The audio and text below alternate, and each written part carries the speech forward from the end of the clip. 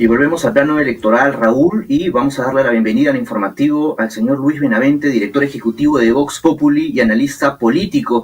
Y es que solo un 8% de candidatos al Congreso son menores de 30 años. Ojo, candidatos. De allí a que consigan una curul hay una gran distancia y este porcentaje podría reducirse. Entonces, señor Benavente, ¿cuál sería el aporte de los veinteañeros en el próximo Parlamento? Buenos días. Creo que la juventud aporta mucho en la política. Primero, que le pone un contrapeso a las personas mayores de edad.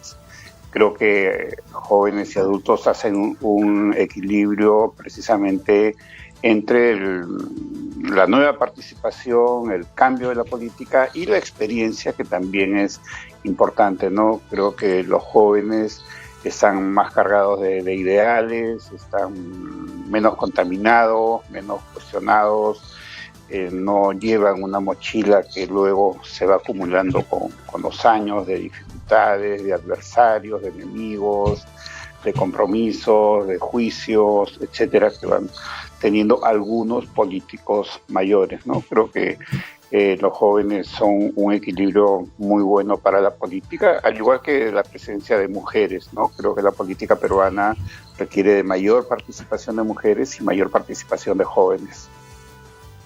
Por un lado, las ventajas de los jóvenes en el Parlamento sería una mirada fresca, pero en desventajas podría ser la inexperiencia. Claro, evidentemente la experiencia es importante, ¿no? Pero siempre hay que comenzar. Entonces, esa experiencia hay que comenzar a acumularla y esa es una oportunidad. Creo que el 8% es un porcentaje bastante bajo todavía. En el caso de mujeres es diferente porque se ha establecido una equidad en la participación y una alternancia en la numeración de los candidatos y candidatas, ¿no? Entonces, pero en el caso de los jóvenes no hay esa obligación. El asunto está en que las estructuras partidarias en general en el país están en cúpulas que no dejan mucha participación, ¿no? Es cierto que tenemos primarias y en esas primarias es donde los jóvenes deben tener presencia, dar la batalla política para ganar esos procesos y entrar a las elecciones como candidatos. Y en general, 2020, la población está dispuesta a votar por un joven, siente que es necesario inocular sangre nueva en el Parlamento, personas que si bien es cierto no tienen experiencia, pero pueden tener un aporte importante en el trabajo legislativo. Sí, claro. Diría que hay una gran demanda de cambio en el Perú, más que en otras oportunidades. El cambio siempre es una necesidad en política y los políticos que ya están buscan reciclarse, reinventarse, hacer nuevas propuestas, etcétera, para poder cambiar, ¿no? Para dar una propuesta diferente a los electores. En esa demanda de cambio, por ejemplo, vemos muy claramente que digamos, los candidatos más tradicionales, que son pocos, tienen poca intención de voto, no tienen mayor protagonismo en el caso de las elecciones presidenciales. Para los jóvenes, en el caso del Congreso, ellos, además de la inexperiencia, tienen un punto que no les favorece, que es la falta de conocimiento. Poca gente conoce a los nuevos políticos, ¿no? Porque no hay canales de comunicación suficiente, porque no tienen el presupuesto suficiente, porque no tienen una estrategia, por lo que sea. Entonces, para ganar una elección, primero hay que ser conocido, segundo hay que tener una valoración positiva y así ganarse la disposición al voto de los electores, ¿no? Entonces, los jóvenes son poco conocidos. Ajá. Y ese es el gran problema que tienen.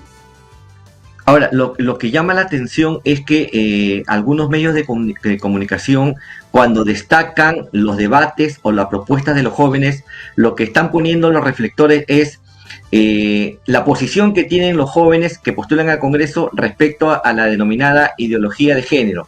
Si están a favor o están en contra, y sobre eso arman como una especie de show mediático y no le dan la opción para que hablen sobre otros temas que tienen que ver, como por ejemplo cómo mejorar la estructura del Estado o que se dé una mejor atención a los ciudadanos en otros aspectos. De acuerdo, la agenda de temas para los peruanos es muy, muy amplia. El tema de género es un tema, es importante, por cierto, pero es muy importante los temas sanitarios, muy, muy importantes, son muy fundamentales los temas de educación, son fundamentales los temas de reforma del Estado, como bien dice usted. Hay un tema tremendo hoy en día que ha resurgido con mucha fuerza, que es la criminalidad, de tal manera que las políticas de seguridad ciudadana son un tema, ¿no? Entonces yo creo que la opinión debe ser guiada por los temas generales de agenda electoral. La prioridad número uno hoy en el Perú es la prioridad sanitaria, y junto con la sanitaria hay una prioridad muy fuerte para los ciudadanos con los temas de seguridad ciudadana y también, por cierto, con los temas de empleo, de recuperación del trabajo, de los ingresos familiares, ¿no? Y entonces no puede ser que un solo tema que no está en las prioridades de la opinión pública sea el que tenga el monopolio de las opiniones juveniles en las discusiones, en los debates, ¿no? Creo que hay que poner todos los temas en su lugar, ¿no? Las cosas deben estar en su lugar, por cierto. Estamos muy de acuerdo. Señor Benavente, ¿y usted cree que en este escenario electoral los jóvenes están siendo utilizados más como números que como aliados? Es decir, más que una apuesta por ellos, ¿se ve un aprovechamiento? Ahí tendríamos que ir al sistema de partidos en el Perú, que en realidad no hay un sistema de partidos. La ley de partidos del año 2003 no trajo ningún resultado favorable. Después de 18 años es que los partidos siguen una profunda crisis, la representación en crisis, la fragmentación, el nivel de los parlamentarios es muy pocos, son de muy buen nivel político, profesional, académico, etcétera, ¿no? Entonces, yo creo que dentro de las reformas políticas hay un punto prioritario que debe ser en los partidos. No se ha logrado un avance a pesar de los esfuerzos de reforma política que se hicieron. Y dentro de ello ya establecer el rol de los jóvenes, ¿no? Por cierto que los jóvenes tienen que hacer carrera política dentro de los partidos, pero los partidos tienen que cambiar sus estructuras. Tienen estructuras muy rígidas que tienden a sostener a un líder que luego le llaman líder histórico, que es una especie de líder perpetuo, y no hay cambio, no hay reciclaje, no hay alternancia, ¿no? Entonces, pues esos líderes van envejeciendo y tienen cúpula de integrantes que también envejecen con ellos. Entonces, ahí no está la propuesta de cambio que requieren los ciudadanos, que requiere el país, ¿no? Ese es el problema. Bajo este contexto, señor Benavente, entonces, ¿sobre quién recaería la representación de los jóvenes en el próximo Parlamento? Sabemos que la prioridad es el tema sanitario, pero el desempleo juvenil también tendría entonces menos chances de ser discutidos en el Pleno. No, claro, los temas de generación de empleo es un tema prioritario que está junto al tema sanitario y el tema de seguridad ciudadana. Creo que son los tres grandes temas que preocupan a los ciudadanos, y la recuperación de los ingresos familiares, el mejoramiento de los ingresos familiares es un tema fundamental. Entonces, ahí estarán los jóvenes, pero también creo que los adultos tendrán que actuar en favor de la juventud. Uh-huh. Pues los adultos, más adultos tienen hijos que son jóvenes y tendrán que preocuparse por sus hijos. Y si no, tienen que preocuparse por el país, ¿no? Entonces, un país sin una juventud que tenga esperanza es un país sin futuro. Entonces, hay dos temas fundamentales para los jóvenes: la educación superior, ¿no? A ver, en teoría, la juventud desde los 18 años hasta los 29, ¿de acuerdo?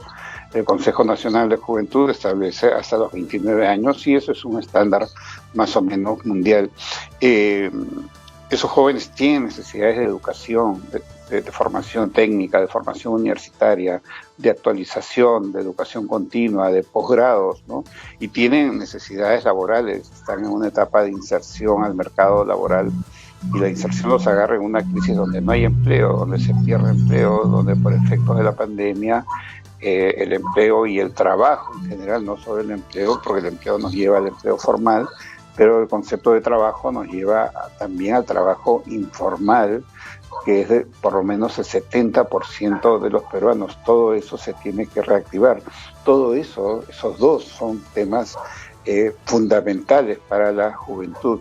Y es una etapa en la cual es probable que al final de esa etapa los jóvenes comiencen a hacer una familia, un hogar, etcétera, ¿no? Es una etapa clave donde todos tenemos que cerrar filas. En algún momento se ha discutido la posibilidad de crear el Ministerio de la Juventud. Los jóvenes tienen que ser una prioridad en la agenda pública, no cabe ninguna duda. Se vienen 3 debates presidenciales del Jurado Nacional de Elecciones. ¿Es posible que cambie drásticamente la fotografía actual, que aparezcan luego del debate en las últimas encuestas rostros nuevos en los primeros lugares, que puedan ser desplazados los candidatos Lescano y López Aliaga? Todo puede pasar. Entre el primero y el sexto lugar hay 6 puntos de diferencia. Un poco más y es un empate de a 6. 6 puntos de diferencia es un poco más que nada en el Perú. Nosotros hemos visto cómo en una semana cambian tan dramáticamente los resultados electorales en muchas oportunidades, casi siempre, o siempre, es un estándar. Vamos a ver, con el debate presidencial, Jaime Salinas el año 2002 pasó de 4 puntos a 18. Todos decían una semana más de campaña y ganaba la Municipalidad de Lima. El año, cuando Lourdes Flores compitió con Susana Villarán para la Municipalidad de Lima, en una semana ella recortó 14 puntos. Una semana antes de la elección, Villarán le llevaba 15 puntos de diferencia y al final Villarán ganó por décimas, ni siquiera por un punto, por efecto del debate.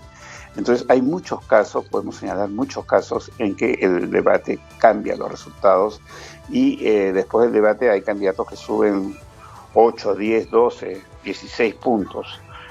En una elección que ganó Castañeda Alonso para Lima, Enrique Cornejo pues tenía unos 4 puntos y al final subió como a 20 puntos, creo, no recuerdo bien, pero subió como 14 puntos, 16 puntos después del debate. En 1 minuto y medio, pues, dijo unas palabras que gustó a un sector de gente. Entonces, en una semana, por efecto del debate, la historia nos demuestra que se puede subir 8, 12, 16 puntos, ¿de acuerdo? Y eso pasa con mucha frecuencia. Ahora que hay una diferencia tan estrecha, es posible que el debate pueda generar algo de esto. Si un candidato maneja una adecuada, inteligente, estratégica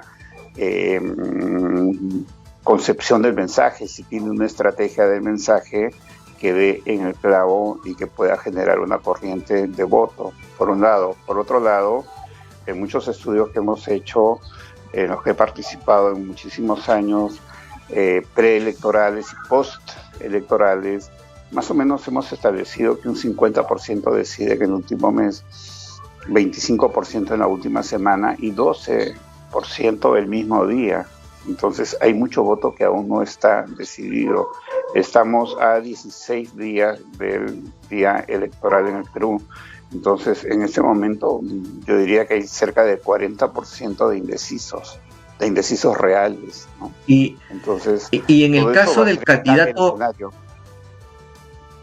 Claro, hablando de cambiando de escenario, en el caso del candidato Hernando de Soto, que ha confesado que recibió la vacuna en Estados Unidos, si esta confesión le podría originar pérdidas de votos, estos votos, este trasvase, ¿a dónde se podría ir? Bueno, yo creo que lamentablemente la política electoral está muy distorsionada. Creo que si un candidato de 80 años o cerca de 80 años se va a vacunar, hay que felicitarlo, no hay que castigarlo. ¿Cuál es el problema? Él está en ejercicio de sus libertades, él y cualquier persona en ejercicio de sus libertades, de sus derechos.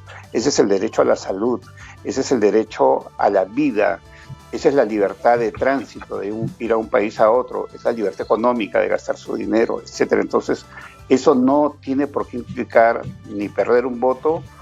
Tal vez ganar sí, porque está demostrando que aprecia mucho la vida y cuida mucho su salud. Y eso es un buen ejemplo para los peruanos. Lamentablemente tenemos un gobierno que de una manera equivocada ha prohibido que los privados hagan en el Perú la comercialización de vacunas. Y ese gobierno con esa decisión, lamentablemente el gobierno del presidente Sagasti, con esa decisión está originando que muchos peruanos mueran, que no deberían morir, pero por esta decisión que no tiene nombre, que no quiero calificar porque tendría que usar una palabra muy dura, que no quiero usar en un medio de comunicación, está causando estas muertes. Entonces, si un candidato que va a cumplir 80 años se vacuna, pues yo lo felicito y espero que la ciudadanía reconozca su cuidado por la vida, su aprecio por la vida. Realmente se ha hecho una ola ahí muy baja. No quiero usar los calificativos en los que estoy pensando en ese momento porque tendría que usar palabras muy duras, pero yo creo que eso es parte simplemente por usar una palabra generosa de la miseria humana en la política. Sin embargo, este elemento podría ser utilizado por sus contrincantes eventualmente en el debate, ¿no? Los puyazos podrían ser determinantes para el candidato en los próximos debates. Podría ser, ¿no? De la misma manera que él, si sabe defenderse, podría convertirlo en un punto favorable para ganar votos, ¿no? Puede jugar en ambas direcciones. Y con esta contienda electoral tan ajustada, ¿cómo podría verse el escenario en el Parlamento? ¿Habrá una bancada fuerte? ¿Todavía la sombra de un riesgo de vacancia es latente? Totalmente. Los pronósticos, los resultados de encuestas, 4 encuestadoras que coinciden en general, nos dicen que va a haber entre 8 y 10 bancadas en el Congreso. Eso también puede cambiar.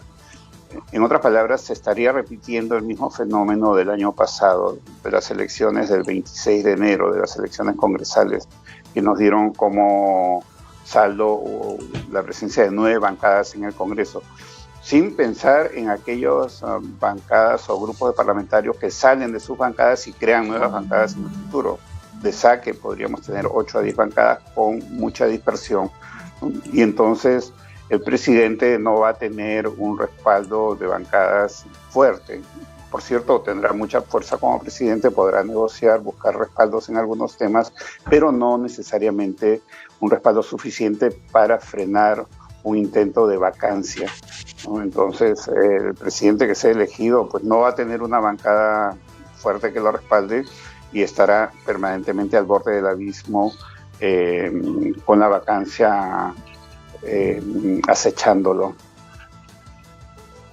Y según la fotografía actual, señor Benavente, los candidatos que pasen a la segunda vuelta necesariamente tendrán que ser de posiciones extremas, uno de posición pro mercado y otro de posición anti mercado. ¿Cree usted que finalmente esas dos perfiles de candidaturas podrían pasar a una segunda vuelta?